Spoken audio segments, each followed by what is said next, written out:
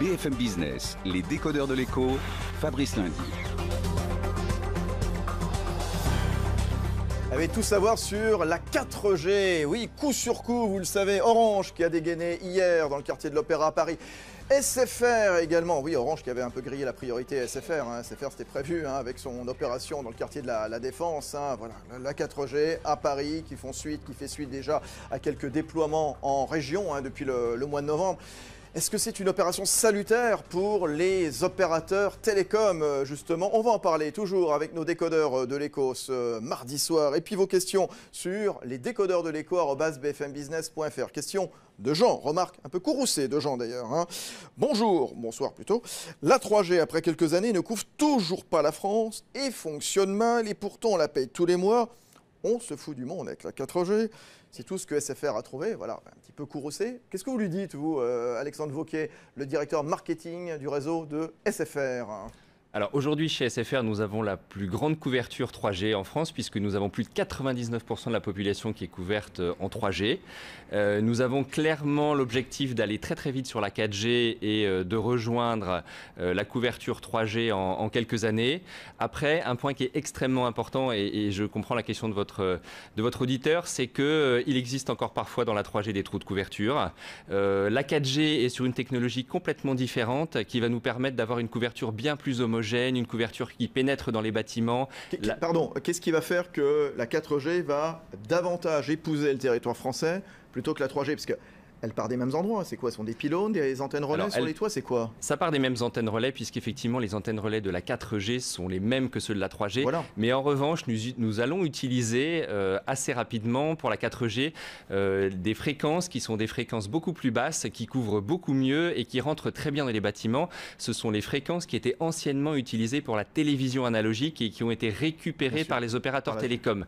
Et ces fréquences, qu'on a à un moment appelées les fréquences en or, portent bien leur nom parce qu'elles vont permettre justement d'avoir une qualité de couverture qui est celle que tous nos clients attendent aujourd'hui et c'est pour ça qu'il est important d'aller très vite dans le déploiement de la 4G pour répondre aux attentes de nos clients. Allez très vite, Henri Chang, expert média télécom chez Bearing Point. Qui est-ce qui est le plus en avance des opérateurs télécoms dans la couverture du réseau 4G? Alors aujourd'hui, ils n'ont pas communiqué clairement sur la vitesse de déploiement. Ce qui est clair, c'est qu'il y a une volonté très claire des deux grands opérateurs que sont Orange et SFR d'investir massivement en termes de vitesse de déploiement sur leur réseau 4G. On peut estimer aujourd'hui quand même que le déploiement 4G, il va se faire 2 fois plus vite que le réseau 3G.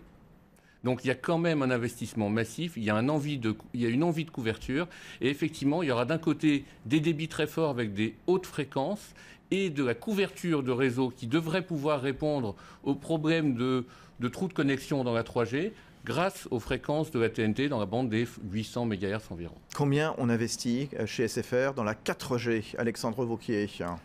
Le déploiement de la 3G est quasiment terminé et aujourd'hui, nous réutilisons toutes nos capacités d'investissement qui étaient auparavant utilisées sur la 3G pour aller sur la 4G. Donc combien comme nous l'avons toujours annoncé, SFR investit à peu près 1,5 milliard d'euros par an dans ces infrastructures et on va garder ce niveau d'investissement qui va être très majoritairement utilisé pour le déploiement de la 4G. Et à quelle vitesse le territoire va-t-il être couvert? C'est ce que nous faisait remarquer Henri Chang il y a un instant. Voilà une sorte de mystère du côté d'Orange, du côté de SFR. Vous êtes déjà déployé dans plusieurs villes, Villeurbanne, Montpellier, Lyon, Marseille, Strasbourg, Toulouse, Paris. Donc voilà, la Défense. Ensuite, c'est quoi? Donc la 4G, c'est déjà une réalité effectivement dans une dizaine de villes dès cet été. Nous allons prochainement communiquer sur les villes que nous ouvrirons commercialement au deuxième semestre.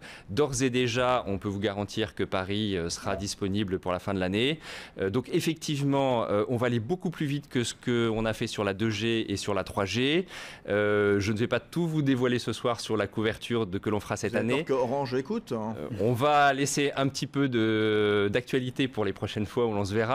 Mais en tout cas, pour vous donner un peu une idée générale, on peut dire raisonnablement que dans 2 à 3 ans, la moitié de la population couverte sera la moitié de la population française, pas du territoire. La moitié de la population française sera couverte en 4G, ce qui est quand même une vitesse de déploiement assez considérable que l'on prévoit de faire chez SFR. L'autre moitié voudra évidemment que ça aille beaucoup plus vite aussi, pour éviter les trous noirs. Manu, Emmanuel de Chypre. Non, la réalité c'est que ça dépendra aussi de la vitesse à laquelle les opérateurs réussiront à faire passer dans les tarifs.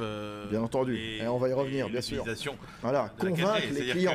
Et oui, parce que regardez ce qui s'est passé sur la 3G. Finalement, au début, la 3G, on l'a quasiment donnée au même prix que la 2G. Et puis finalement, les gens ont pris l'habitude. Et à un moment, on n'a pas pu vraiment, du côté des opérateurs, profiter de cet effet 3G. Et or, il ne faut pas oublier que tout ça, c'est pas du virtuel. Et effectivement, beaucoup de réseaux à construire, même si ça va très vite, même s'il y a déjà des supports avec les pylônes et les bornes 3G, etc.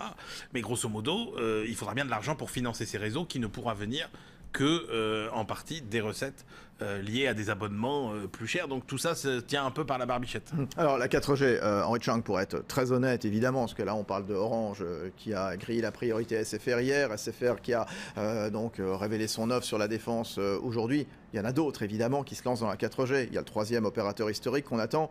Et puis le trublion aussi, hein, le petit nouveau, celui qui agite tout le petit monde des télécoms. Absolument. Et le trublion, il y a finalement un risque. C'est Free, ouais, pour tous ceux qui n'avaient pas compris, c'est Free. Hein. On peut dire bien sûr que c'est Free Mobile. Aujourd'hui, il y a un risque finalement pour Free, c'est de voir ringardiser sa licence 3G, parce qu'il est titulaire d'une bande de fréquence quand même 4G en haute fréquence, mais pas basse fréquence. Et ça, c'est un petit problème pour la couverture nationale du territoire. Et de l'autre côté, il n'a toujours pas finalement fini, et encore même pas fini. En fait, il est toujours en train de commencer son déploiement national sur la 3G.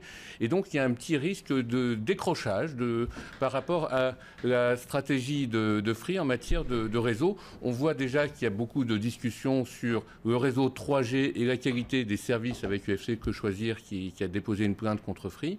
Avec le déploiement 4G des opérateurs historique entre guillemets, il y a un petit risque de décrochage de Free. Oui, Bouygues, où ils en sont. Ce serait pas possible de dire on fait 2G, 4G et on fait pas 3G. Alors là, malheureusement, je crois que ça n'est pas possible. D'abord, ils n'ont pas de fréquence, basse fréquence, donc ex-télévision analogique. Donc, ils auront un problème de couverture nationale. Or, il y a des obligations de couverture et leur licence 3G a également des obligations de couverture auxquelles ils doivent répondre. Donc, de toute façon, ils doivent bien développer ce réseau 3G. Oui, Bouygues, où ils en sont, Bouygues ? Alors Bouygues est également en phase d'investissement relativement fort. Après, avec les moyens de Bouygues qui sont financièrement moins élevés que les deux opérateurs extrêmement puissants sur le marché et qui se sont montrés plus volontaristes aujourd'hui en termes de communication, mais aussi en termes d'investissement que sont SFR et Orange. Alors, il y a une question aussi qui se pose, c'est est-ce qu'il n'y a pas aussi un risque de marginalisation des opérateurs sans réseau?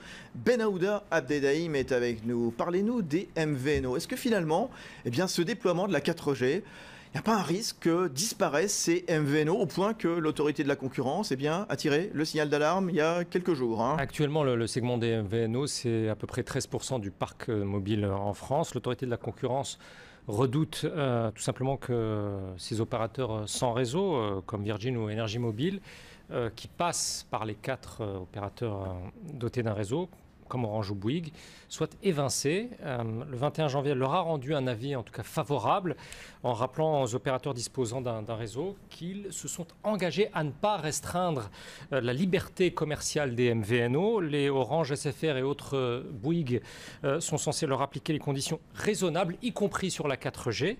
L'autorité de la concurrence entend ainsi que les MVNO puissent commercialiser leurs offres dans les mêmes délais que les opérateurs qui les hébergent. Mais redisons-le, c'est un avis, pas une obligation, pas une décision de justice. Il n'est pas impossible qu'au final, cela se termine, comme souvent dans le secteur, devant la justice, car le régulateur des télécoms, l'ARCEP, a déjà constaté que les conditions tarifaires et techniques faites à ces MVNO pourraient limiter leur possibilité de réagir à temps à l'arrivée des premières offres commerciales de 4G de la part des grands opérateurs. Mathieu Drida, vous avez entendu Benaouda Abdelhamid, un risque de marginalisation que les MVNO disparaissent et Virgin Mobile, M6 Mobile, etc. Effectivement, en 2012, déjà, avec la baisse des tarifs, les MVNO occupaient plutôt ce segment avant l'arrivée de Free et des opérateurs low cost, des tarifs moins chers que les opérateurs historiques. L'année dernière, ça a été compliqué pour les MVNO, puisque les tarifs ont été attaqués même par les opérateurs historiques avec leurs marques low cost, BNU, Soch, Red, Free. Et pour de ce qui est la 4G, qui va être un avantage concurrentiel important pour les opérateurs historiques, si les MVNO ne peuvent pas en bénéficier en même temps ou dans les mêmes conditions, ça fera une contrainte supplémentaire pour eux. Ils ont déjà été attaqués sur les prix. S'ils n'ont pas la possibilité de délivrer la même qualité de service, ça peut être compliqué. Sachant que les MVNO ont aussi des avantages importants pour certains, comme la Poste Mobile ou le CIC Mobile. Ils bénéficient d'un réseau de boutiques sur lequel ils peuvent faire la différence aussi sur du service client et s'adresser à un certain type de consommateurs.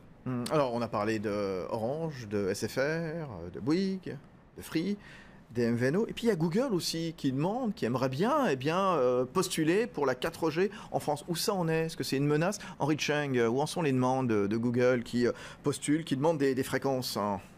Je ne crois pas que Google puisse atterrir en tant qu'opérateur physiquement en France. Donc moi, je ne crois pas que ce soit une menace crédible. Il y a bien sûr un grand débat dans le financement de la bande passante des réseaux Internet entre Google et tous les fournisseurs d'accès et tous les opérateurs de réseaux dans le monde. Donc partage de la valeur entre ceux qui déploient des réseaux et ceux qui en tirent profit, bien sûr. Et on revient toujours sur la même problématique, comment les géants du net ont été sollicités pour contribuer à la modernisation des réseaux. Vous leur demandez un peu de faire un effort, vous, chez SFR ?